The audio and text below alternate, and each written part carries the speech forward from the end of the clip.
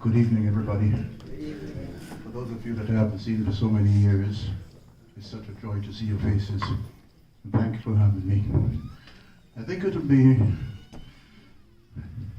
important for me to let you know how I come to be standing here this moment.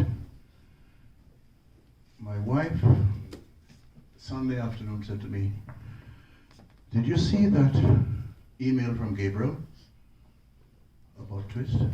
"No." "What happened? He's ill again?" She said, "Read the email." I read the email, and for a temporary moment, my heart stopped, because I realized that my dear friend of many, many years had gone. I put the phone down, and I immediately called Dolly. We had a great conversation, didn't we?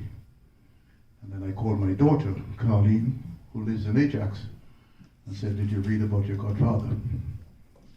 She said, "No." And immediately she called Dolly. Within the hour, I had flights booked to be here. And I should have been here yesterday for the viewing. But as things went, everything started tumbling. I had some challenges at work. Got to the airport, got held up in security for about an hour. Got down to the tarmac, and I'm watching my aircraft being pushed away.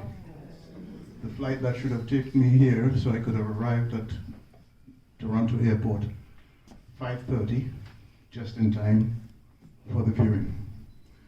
Got here 10:30 last night. Finally got into my hotel at 1:30 this morning. We were at the service this morning, and I want to commend you for a tremendous eulogy. Well done, well spoken, well said. It was such a joy to be looking around in the church and recognizing familiar faces. Because as time moves on and we move along, we take on different tracks and we get into different areas of the world. But one thing that never failed through the years was my friendship with Twist. And I was showing people a photograph, and those of you who get close to me, I'll show it to you. A photograph which we took exactly 50 years ago at our signature camp training in Montserrat, which we called Camp Lucy. And I was having a lot of fun asking people, "Can you pick him out? Can you pick me out?" And that is why I'm here today, to say goodbye to my old dear friend of years of unfaltering, unwavering, dedicated friendship. Dolly, my heart goes out to you. Heather sends her love. Colleen regrets that after the service she had to run back to Ajax. So she sends her love to you, the family, the children, grandkids who I haven't seen for so many years. You're good enough to come up and say to me who you are, because time things the memory. But to all of you, thank you so much for the opportunity to be with you. That is what life is all about. And had this event been taking place in South Africa, in Egypt, in London, I would have been there as well. Thank you, Johnson. All right, is there anyone who wants to, oh, sorry, is that you, Mr. Christian? Okay.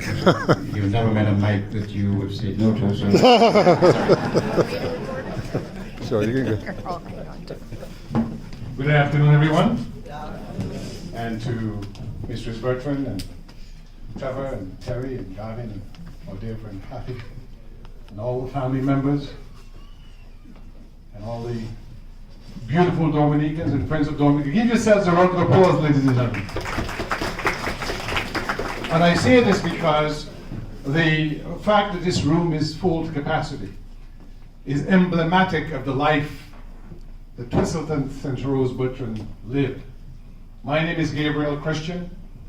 I'm the president of the East Coast chapter, Tuskegee Airmen, the African American fighter pilots for World War II. And I came in my tunic because I camped under Major Bertrand as a cadet at the Dominica Grammar School back in the 1970s. It's an honor and privilege that we had Major Earle Johnson. Let's give Major Earle Johnson a round of applause for being here. So both of our majors are here. Major Earle Johnson was the commandant of the cadets when I was a cadet at the grammar school. And Bertrand was the second in command, later became commanding officer. But our relationship in a way goes back before my birth. Because my father, our father, Wendell Mackenzie Christian, was a member of C Company, Windward Islands Battalion, South Caribbean Forces, British Army during World War II. And Bertrand would tell me the story that during the war at Portsmouth, his niece, Kathy Christian Del Sol, and her husband was here. They would be at the store of R.B.D. Douglas. Is there any children in this room of Robert B. Douglas? Yes. Robert B. Douglas. There are 3 radios in Portsmouth. One owned by R.B.D. Douglas, one owned by a guy called Leonard Green, and another one owned by a guy called Bob Garraway.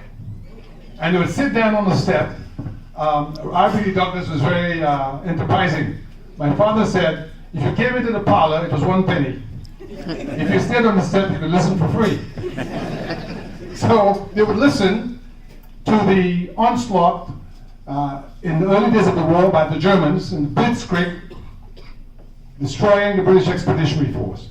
And my father said, when the British Expeditionary Force was ejected from France, Mr. Dewhurst, who was an Englishman in Portsmouth, he jumped on his motorcycle, on his bicycle, and rode away.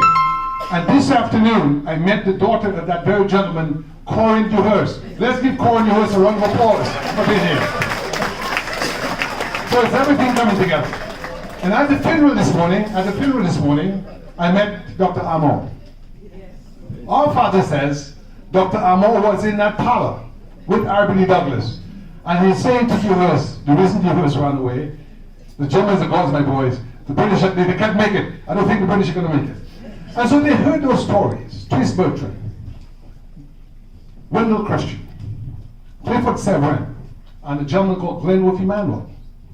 Glenworth Emanuel, inspired by the soaring rhetoric of Winston Spencer Churchill, who said about the Battle of Britain, never in the history of human conflict has so much been owed by so many to so few.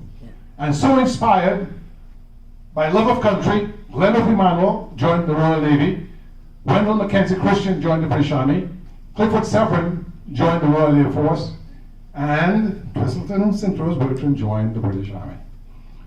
And you know, Mr. Bertrand was a man of humor.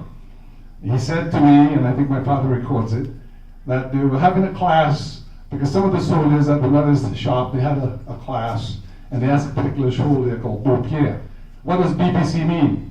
And he said, yes, sir, I know. He says, you, what does BBC mean? He says, bread, butter, and cheese.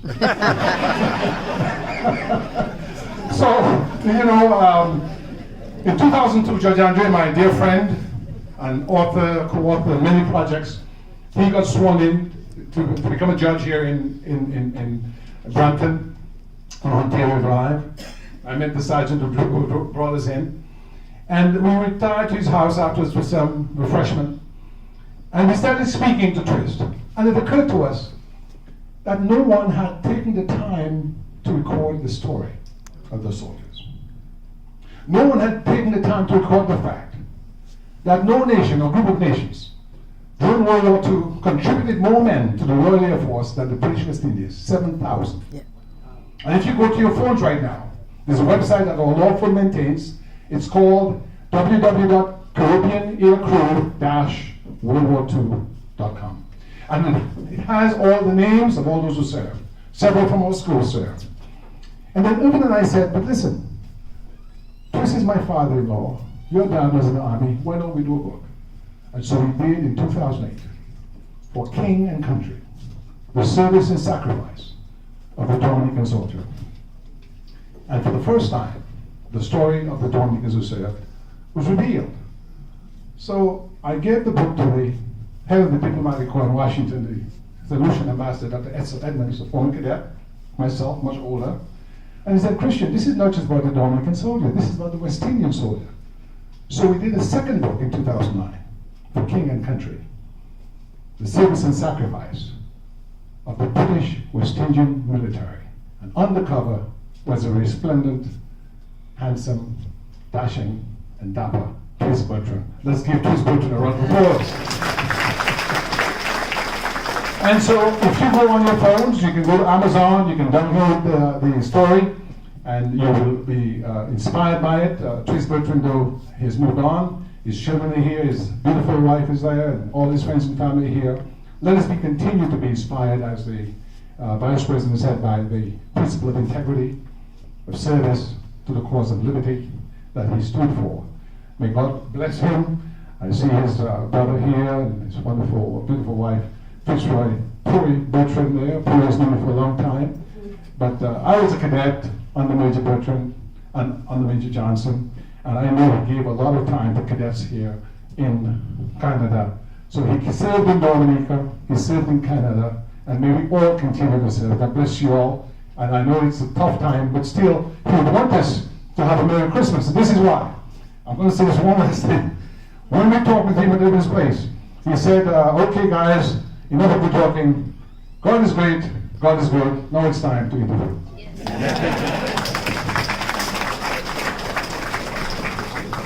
Boy, that's going to be a hard act to follow.